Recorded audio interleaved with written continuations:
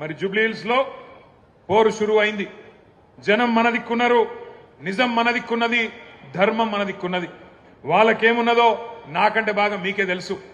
మోసపోయి గోసపడుతున్న ప్రజలు ఇక్కడికి వస్తుంటే, నేను శ్రీనివాస్ యాదవ్ గారు హరీష్ రావు గారు కలిసి వస్తుంటే ఇద్దరు ఆడబిడ్డలు మాకు ఎదురొచ్చింది కారుకు.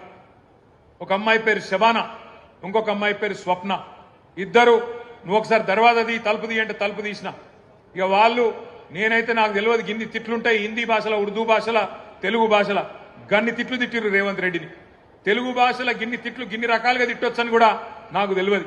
గన్ని తిట్లు తిట్టి వాళ్ళు ఒకటే మాట చెప్పిర్రు, అన్నా మీరు వచ్చే అవసరం లేదు, చెప్పే అవసరం లేదు, మా ఆడబిడ్డలు మేమే చూపెడతాం, ఒక దుర్గాదేవి లెక్క, ఒక కాళికాదేవి లెక్క భరతం భరతం కాంగ్రెస్ పార్టీది, మోసం చేసినందుకు మేం చూసుకుంటాం వాళ్ళ సంగతి అని చెప్పి దోకాబడ్డ ఆడబిడ్డ శబానా చెప్పింది.